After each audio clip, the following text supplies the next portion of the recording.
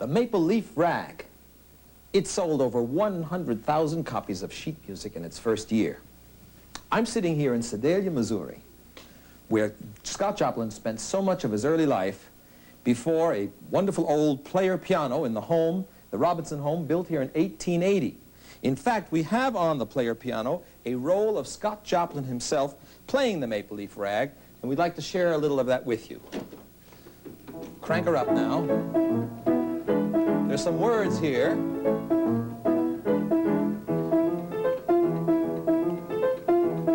Up away, up away.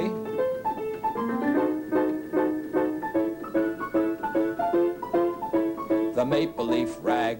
Yes, indeed, I mean that popular favorite, syncopated classic, the Maple Leaf Rag. Here comes Scott.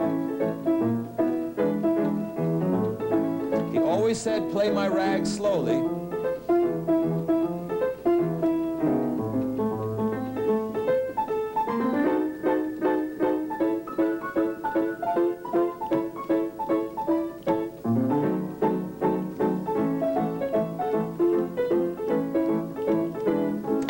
Thank you, Scott. Thanks to the recent ragtime revival, people here in Sedalia are very aware of their ragtime heritage. In fact, we visited a museum dedicated to ragtime memorabilia. It has the bar from the original Maple Leaf Club, which of course is the club where Scott Joplin worked and for which he named his famous rag.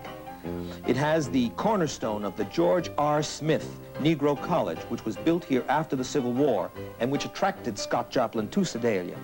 He formed here a brass band, and most important, he met here John Stark. John Stark was a music publisher who recognized the genius of Scott Joplin and began publishing his music. The operation became so busy they had to move it to St. Louis. From St. Louis, Scott Joplin went to New York City, where he wrote his most important work, Tremonisha, which was a ragtime opera. Some say that Scott Joplin died frustrated and disillusioned.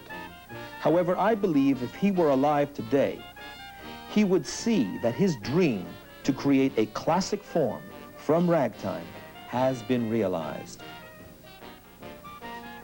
Joplin is the king of ragtime. But here in Missouri,